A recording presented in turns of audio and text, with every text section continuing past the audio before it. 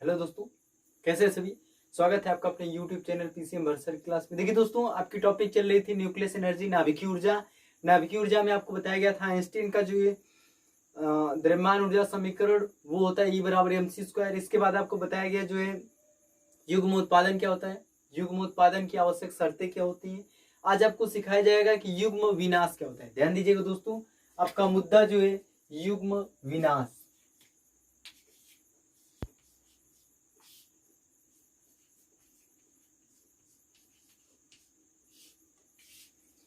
देखो दोस्तों, अगर आपसे ये क्वेश्चन कर दिया जाए कि युग्म विनाश क्या होता है तो आप समझ गए होंगे, नाम से ही क्लियर है। युग्म का मतलब होता है जोड़ा और विनाश का मतलब होता है नष्ट करना। तो जहां पे जोड़े के रूप में नष्ट होता है उसे ये क्या बोलेंगे, युग्म विनाश। तो ये तो हिंट मिला है जो हेडिंग से, लेकिन आप परिभाषा कैसे देंगे, ध्यान से सुनिएगा, हम आपको बताते हैं। मिलेगा शुरू, कोई पॉजिट्रॉन इलेक्ट्रॉन एक दूसरे के जो अति समीप आ जाते हैं। ध्यान सुनिएगा दोस्तों, जब दो विपरीत चीजें एक दूसरे के समीप आएंगे तो जाहिर सी बात है एक दूसरे का विनाश कर देंगे। तो जब कोई पॉजिट्रॉन और एक इलेक्ट्रॉन, जब एक पॉजिट्रॉन और एक इलेक्ट्रॉन एक दूसरे के अति समीप आ जाते हैं तो एक दूसरे का क्या कर लेते हैं, विनाश कर देते हैं। तो विनाश करने की सिचुएशन में दो गामा फोटॉनों की क्या होती है, उत्पत्ति होती है। तो आप कह सकते हैं कि जब कोई पॉजिट्रॉन और एक इलेक्ट्रॉन एक दूसरे के अति समीप आकर के परस्पर संयोग करता है तो वहां पे जो है एक दूसरे का संयोग करने के बाद एक दूसरे का विनाश कर देते हैं। और विनाश करने की सिचुएशन में दो गामा फोटॉनों क्या होती है, उत्पत्ति होती है। घटना क्या कहलाता है, युग्म विनाश। जब कोई पॉजिट्रॉन और एक इलेक्ट्रॉन जो है एक दूसरे के अति समीप आ जाते हैं तो परस्पर संयोग करके एक दूसरे का विनाश कर देते हैं और उनकी ऊर्जाओं से जो है दो गामा फोटॉनों क्या होती है, उत्पत्ति। जब एक पॉजिट्रॉन और एक इलेक्ट्रॉन एक दूसरे के अति समीप आ जाते हैं तो परस्पर संयोग करके एक दूसरे का विनाश कर देते हैं और उनकी ऊर्जाओं से जो है दो गामा फोटॉनों की उत्पत्ति होती है। तो यह पूरी प्रक्रिया जो है दो पॉजिट्रॉन, एक इलेक्ट्रॉन और एक पॉजिट्रॉन एक दूसरे के पास आए, विनाश किए और जो है दो गामा फोटॉनों की उत्पत्ति किए, तो यह पूरी प्रक्रिया क्या कहलाता है, युग्म विनाश। तो अगर आपसे कोई पूछे युग्म विनाश क्या होता है तो उसमें सीधे बोलिएगा, जब एक पॉजिट्रॉन और एक इलेक्ट्रॉन एक दूसरे के अति समीप आ जाते हैं तो परस्पर संयोग कर लेते हैं और एक दूसरे का विनाश कर देते हैं और इनकी ऊर्जाओं से जो है दो गामा फोटॉनों की उत्पत्ति होती है। तो यह पूरी प्रक्रिया क्या कहलाता है, युग्म विनाश। और युग्म विनाश का समीकरण क्या लिखेंगे दोस्तों, वो होता है +1 β 0 + -1 β 0 equals to h nu plus h nu. यहाँ पे h nu plus h nu को 2h न्यू भी लिख सकते हैं। ये पॉजिट्रॉन है, ये इलेक्ट्रॉन है, ये गामा फोटॉन है, ये भी क्या है, गामा फोटॉन है। ये होता है जो है युग्म विनाश का समीकरण +1 β 0 + -1 β 0 is equals to 2h new. अब देखिए दोस्तों, आप पीछे पढ़ रखे होंगे युग्म उत्पादन, पीछे की वीडियो देख लीजिएगा, इसके बाद इस वीडियो को देखिएगा। तो आप पीछे पढ़े होंगे युग्म उत्पादन, तो वहां बताया गया होगा h न्यू बराबर +1 β 0 + -1 β 0। बात ध्यान सुनिएगा, एक बहुत टफ क्वेश्चन बनेगा। वाइवा के क्वेश्चन इस चैप्टर से बहुत ज्यादा बनेंगे, ध्यान से सुनते रहिएगा, मिलेगा सब लोग। आपने पीछे पढ़ा था कि एक h न्यू होता था, वहां पे एक h न्यू होता था, h न्यू बराबर होता था +1 β 0 + -1 β 0।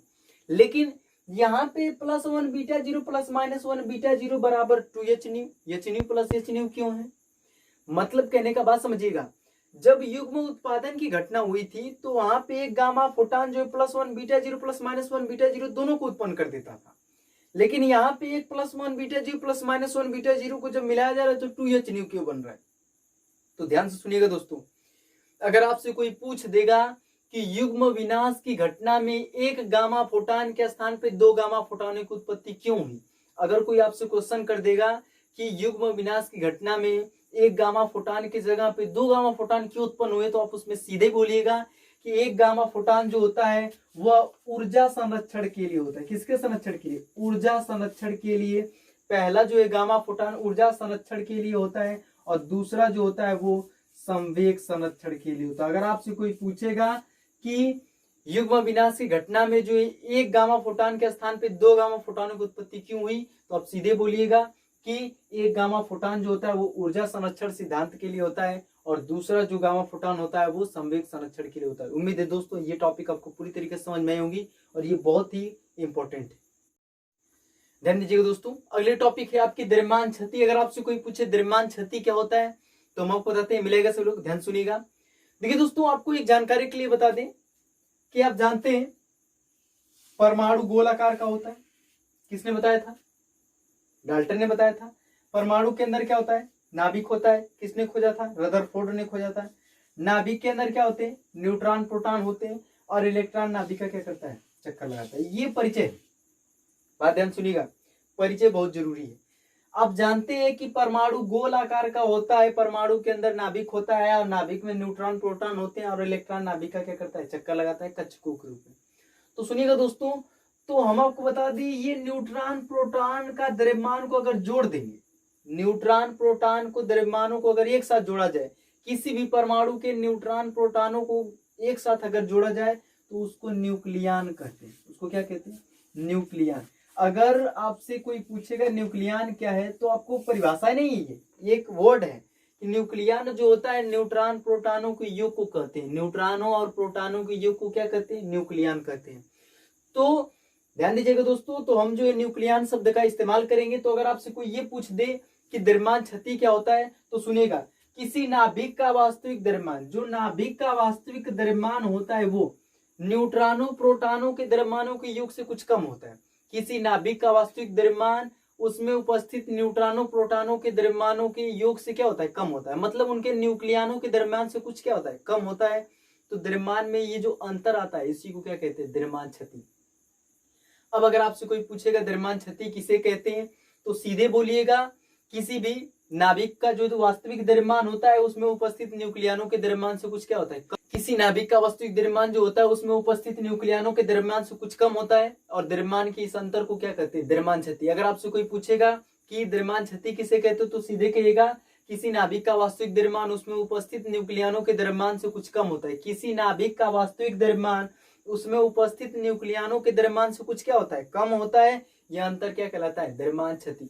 तो उम्मीद है दोस्तों आप लिख सकते हैं कि द्रव्यमान क्षति जो होगा, द्रव्यमान क्षति बराबर आप लिख सकते हैं कि न्यूट्रॉन प्रोटॉन के द्रव्यमानों का योग, उसमें से नाभिक का वास्तविक द्रव्यमान क्या कर देंगे? घटा देंगे। तो लिख सकते हैं नाभिक का वास्तविक द्रव्यमान।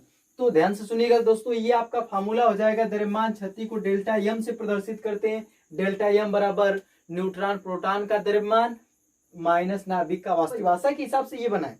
अगर आपसे कोई पूछे कि द्रव्यमान क्षति क्या है, तो आप इसमें ये बोलेंगे, किसी नाभिक का वास्तविक द्रव्यमान जो होता है, ये जो नाभिक का वास्तविक द्रव्यमान है उसमें उपस्थित न्यूक्लियनों के द्रव्यमान से कुछ क्या होता है? कम होता है, कुछ कम होता है। मतलब ये न्यूट्रॉन प्रोटॉन का द्रव्यमान कुछ अधिक होता है और नाभिक का वास्तविक द्रव्यमान कुछ कम होता है। तो अगर आपसे कोई ये भी पूछ दे, वाइवा में ये भी क्वेश्चन पूछा जा सकता है कि किसी भी नाभिक में उसका नाभिक का वास्तविक द्रव्यमान अधिक होता है कि न्यूक्लियनों का द्रव्यमान अधिक होता है, तो आपको बता दें न्यूक्लियनों का द्रव्यमान अधिक होता है और नाभिक का द्रव्यमान क्या होता है? कम होता है। तो किसी नाभिक का वास्तविक द्रव्यमान जो होता है उसमें उपस्थित न्यूक्लियनों के द्रव्यमान से कुछ कम होता है। द्रव्यमान के इस अंतर को क्या कहते हैं? द्रव्यमान क्षति। तो इस तरीके से दोस्तों न्यूट्रॉन प्रोटॉन का द्रव्यमान माइनस नाभिक का वास्तविक द्रव्यमान, ये हो गया फार्मूला किसके? द्रव्यमान क्षति का। द्रव्यमान क्षति का फार्मूला होता है द्रव्यमान क्षति डेल्टा एम बराबर न्यूट्रॉन प्लस प्रोटॉन का द्रव्यमान माइनस नाभिक का वास्तविक द्रव्यमान।